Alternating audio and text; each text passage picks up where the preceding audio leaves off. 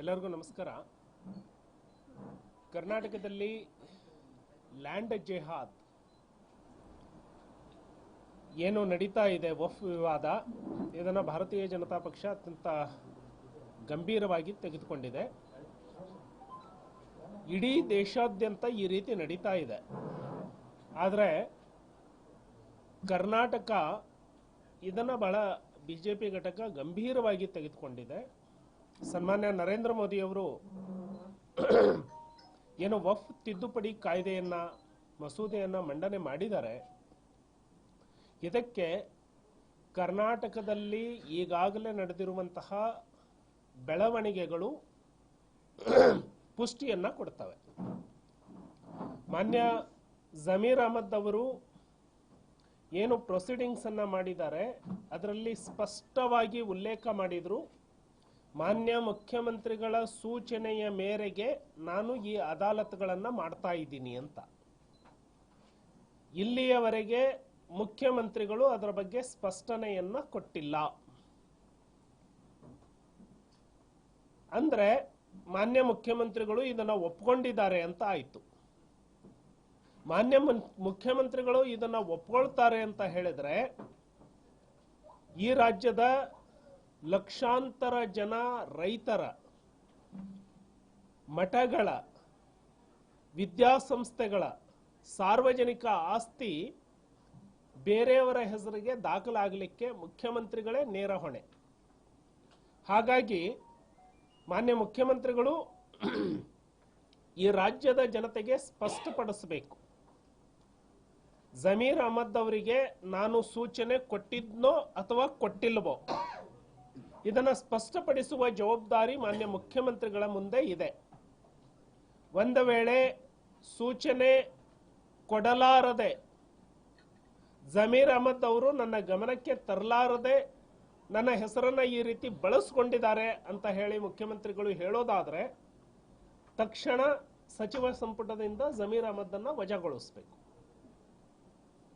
ಇಲ್ಲ, ನಾನು ಹೇಳಿದ್ದಕ್ಕೆ ಜಮೀರ್ ಅಹಮದ್ ಈ ರೀತಿ ಮಾಡಿದ್ದಾರೆ ಅಂತ ಹೇಳಿದ್ರೆ ಈ ರಾಜ್ಯದ ಕ್ಷಮೆಯನ್ನ ಮುಖ್ಯಮಂತ್ರಿಗಳು ಕೋರಬೇಕು.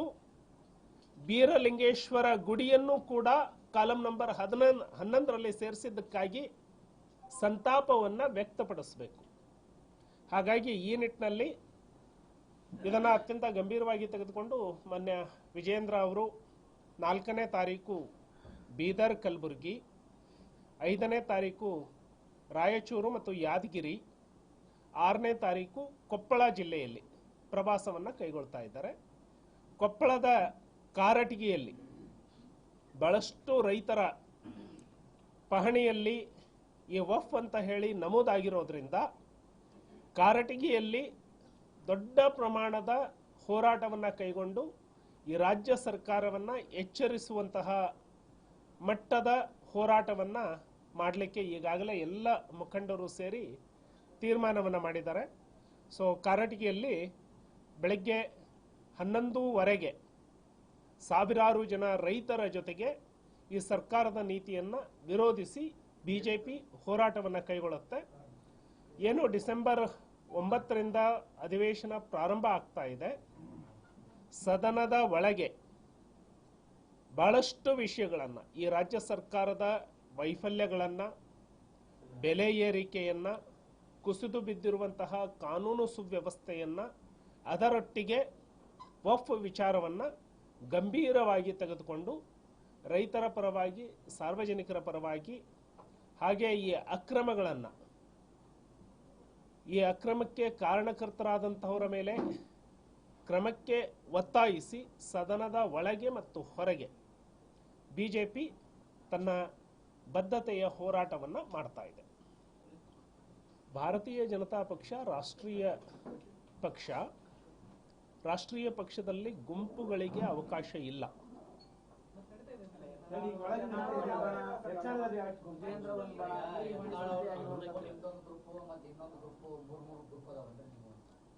ನೋಡಿ, ಒಂದು ಬಣಕ್ಕೆ ಅವಕಾಶ ಇಲ್ಲ. ಅಧಿಕೃತವಾಗಿ ರಾಜ್ಯಾಧ್ಯಕ್ಷರ ನೇತೃತ್ವದಲ್ಲಿ ಹೋರಾಟ ನಡೀತಾ ಇದೆ. ಇದನ್ನ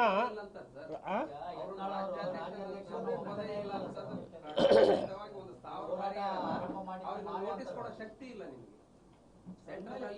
ನಿಮಗೆ ಕ್ರಮ ಕೈಗೊಂಡಿದೆ ಅಂದ್ರೆ ಎಷ್ಟು ವೀಕ್ ಇದೆಯಾ ಅಂತ ಶಿಸ್ತಿನ ಪಕ್ಷ ಅಂತೀರಿ ಅವ್ರ ಮೇಲೆ ಏನು ಶಿಸ್ತಾಗಿದೆ ಯಾರ ಬಗ್ಗೆ ಮಾತಾಡ್ತಾರೆ ಈವರೆಗೂ ಸಿಂಗಲ್ ನೋಟಿಸ್ ಕೂಡ ಕೊಟ್ಟಿಲ್ಲ ಒಬ್ಬ ಯತ್ನಾಳ್ ಅವರಿಗೆ ಯಾಕೆ ಪಾರ್ಟಿ ಅನಿಸ್ತಾ ಇದೆ ಒಂದು ಕರ್ನಾಟಕ ರಾಜ್ಯದ ಜನತೆ ಮತ್ತು ಕಾರ್ಯಕರ್ತರು ಈ ಸರ್ಕಾರದ ವೈಫಲ್ಯಗಳ ವಿರುದ್ಧ ಚರ್ಚೆ ಆಗಬೇಕು, ಈ ಸರ್ಕಾರದ ಹಗರಣಗಳ ಬಗ್ಗೆ ಇನ್ನಷ್ಟು ಬೆಳಕು ಚೆಲ್ಲಬೇಕು ಅಂತ ಹೇಳಿ ಬಯಸ್ತಾ ಇದ್ದಾರೆ ಈ ರಾಜ್ಯದ ಜನತೆ ಮತ್ತೆ ಕಾರ್ಯಕರ್ತರು. ಕಾಂಗ್ರೆಸ್ ಮಾತ್ರ ಅಟೆನ್ಷನ್ ಡೈವರ್ಷನ್ ಮಾಡೋದಕ್ಕೆ ಪ್ರಯತ್ನ ಮಾಡ್ತಾ ಇದೆ.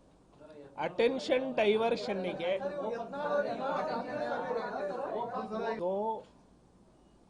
ಲೈಟ್ ಎಲ್ಲೋ ಉರಿಯುತ್ತೆ, ಅದಕ್ಕೆ ಸ್ವಿಚ್ ಎಲ್ಲೋ ಇರುತ್ತೆ.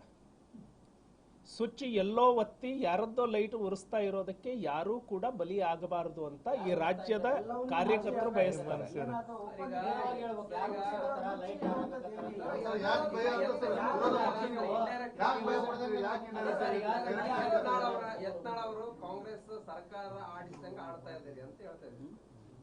ನೋಡಿ, ಭಾರತೀಯ ಜನತಾ ಪಕ್ಷದ ರಾಜ್ಯ ಪ್ರಧಾನ ಕಾರ್ಯದರ್ಶಿಯಾಗಿ ನನ್ನ ಪಕ್ಷದಲ್ಲಿ ರಾಷ್ಟ್ರೀಯ ಅಧ್ಯಕ್ಷರು, ರಾಜ್ಯ ಅಧ್ಯಕ್ಷರು, ರಾಜ್ಯ ಕೋರ್ ಕಮಿಟಿ ಒಂದು ಸ್ಪಷ್ಟವಾದಂತಹ ಚೌಕಟ್ಟನ್ನು ಕೊಡುತ್ತೆ.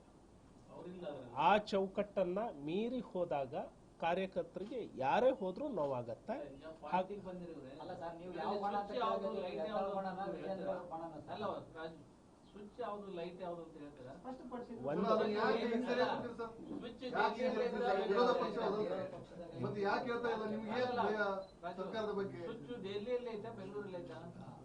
ಏನೂ ಇಲ್ಲ. ಒಂದು ಕಾಂಗ್ರೆಸ್ ಪಕ್ಷದ ಹಗರಣಗಳ ಬಗ್ಗೆ ಚರ್ಚೆ ಆಗಬಾರದು. ನೀವೇನ್ ನೋಟ್ ಮಾಡಿದ್ರಿ ಪಾಯಿಂಟ್ ಅನ್ನ?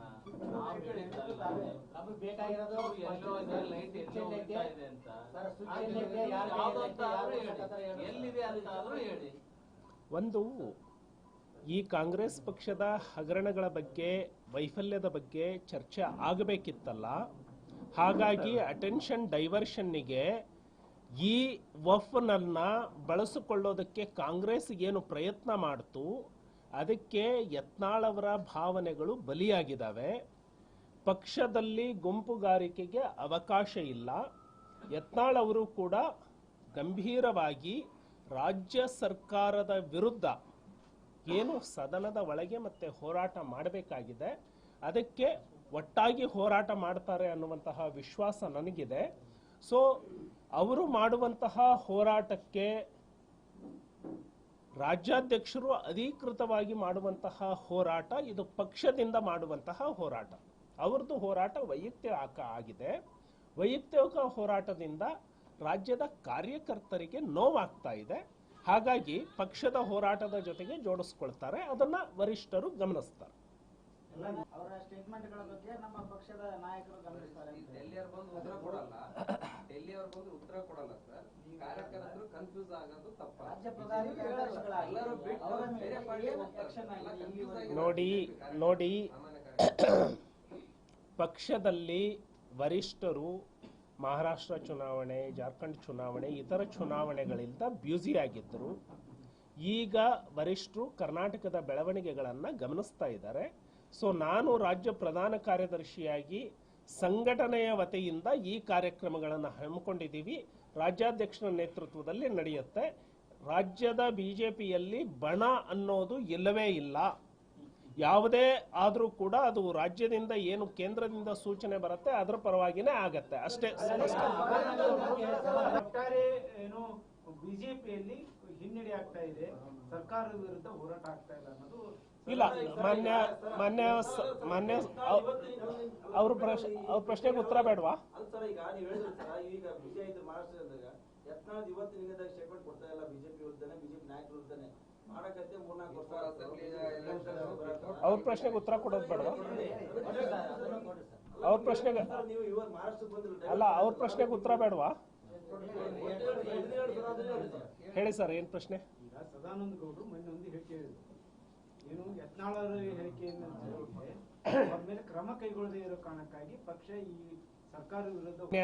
ಸದಾನಂದ ಗೌಡರು ಪಕ್ಷದ ಅಧ್ಯಕ್ಷರಾಗಿ ಮುಖ್ಯಮಂತ್ರಿಗಳಾಗಿ ಈ ಪಕ್ಷಕ್ಕೆ ಬಹಳ ದೊಡ್ಡ ಕೊಡುಗೆಯನ್ನು ಕೊಟ್ಟಿದ್ದಾರೆ.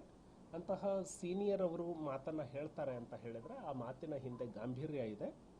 ವರಿಷ್ಠರು ಆ ಮಾತನ್ನು ಗಮನಿಸಿದ್ದಾರೆ. ತಾವು ಹೇಳಿದಂತೆ ಭಾಳಷ್ಟು ದಿನಗಳಿಂದ ಚುನಾವಣೆ ಇದು ಭಾಳಷ್ಟು ದಿನದಿಂದ ನಡೀತಾ ಇದೆ ಅಂತ ಹೇಳಿ ತಾವೇನು ಗಮನಕ್ಕೆ ತಂದ್ರಿ. ಬಹುತೇಕವಾಗಿ ಭಾಳಷ್ಟು ರಾಜ್ಯಗಳ ಚುನಾವಣೆಗಳು ಇದ್ದು ರಾಜ್ಯಕ್ಕೆ ವರಿಷ್ಠರು ಸಮಯವನ್ನು ಕೊಡಲಿಕ್ಕೆ ಆಗಿಲ್ಲ.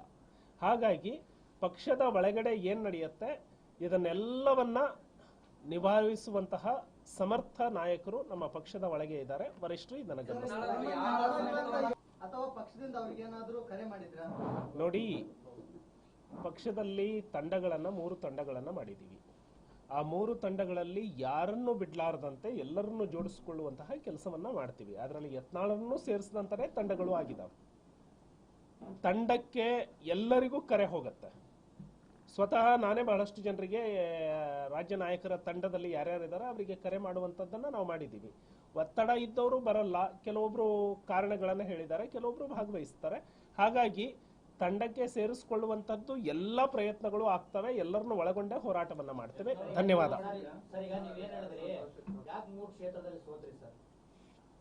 ಒಂದು,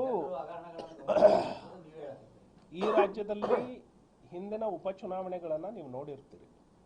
ಮೊನ್ನೆ ನಡೆದಂತಹ ಉಪಚುನಾವಣೆಗಳು UPಯಲ್ಲಿ, ಪಂಜಾಬ್ನಲ್ಲಿ, ವೆಸ್ಟ್ ಬೆಂಗಾಲ್ನಲ್ಲಿ, ಜಾರ್ಖಂಡ್, ಇದರಲ್ಲಿ ಬೇರೆ ರಾಜ್ಯಗಳಲ್ಲಿ, ಮಧ್ಯಪ್ರದೇಶದಲ್ಲಿ ಉಪಚುನಾವಣೆಗಳ ಅಂಕಿ ಸಂಖ್ಯೆಯನ್ನು ನೋಡಿ. UPಯಲ್ಲಿ 9 ನಡೆದಿದ್ದು 7 ನಾವು ಗೆದ್ದಿದ್ದೀವಿ. ಪಂಜಾಬಲ್ಲಿ ಆಪ್ ಗೆದ್ದಿದೆ. ವೆಸ್ಟ್ ಬೆಂಗಾಲ್ನಲ್ಲಿ TMC ಗೆದ್ದಿದೆ. ಕರ್ನಾಟಕದಲ್ಲಿ ಕಾಂಗ್ರೆಸ್ ಗೆದ್ದಿದೆ. ಉಪಚುನಾವಣೆಗಳು ಹಿಂದೆ BJP ಅಧಿಕಾರದಲ್ಲಿ ಇದ್ದಾಗ ರಾಜ್ಯದಲ್ಲಿ ಎಲ್ಲಾ ಉಪಚುನಾವಣೆಗಳನ್ನು ನಾವು ಗೆದ್ದಂತಹ ಉದಾಹರಣೆಗಳು ಇದ್ದಾವೆ. ಉಪಚುನಾವಣೆ ಭ್ರಷ್ಟಾಚಾರದಿಂದ ರಕ್ಷಣೆ ಮಾಡಿಕೊಳ್ಳಿಕ್ಕೆ ಶೀಲ್ಡ್ ಆಗೋದಿಲ್ಲ, ರಕ್ಷಾ ಕವಚ ಆಗೋದಿಲ್ಲ. ಉಪಚುನಾವಣೆಯಲ್ಲಿ ಆಡಳಿತ ಯಂತ್ರವನ್ನ ಬಳಸಿಕೊಳ್ಳುವಂಥದ್ದು, ಜನರಿಗೆ ಇನ್ನೂ 3.5 ವರ್ಷ ನಾವೇ ಅಧಿಕಾರದಲ್ಲಿ ಇರ್ತೇವೆ, ಏನಾದರೂ ಅಭಿವೃದ್ಧಿ ಕೆಲಸ ಮಾಡ್ತೇವೆ ಅಂತೇಳಿ ಆಮಿಷ ಒಡ್ಡುವಂಥದ್ದು, ಈ ಎಲ್ಲವೂ ಇರ್ತವೆ. ಉಪಚುನಾವಣೆಯಲ್ಲಿ ಸಂಡೂರು ನೀವು ಗಮನಿಸಿದ್ರೆ ಈ ಹಿಂದಿನ ಎಲ್ಲಾ ಚುನಾವಣೆಗಳಿಗಿಂತ ಮತದ ಶೇಕಡಾವಾರು ಹೆಚ್ಚಾಗಿದ್ದೀವಿ ನಾವು.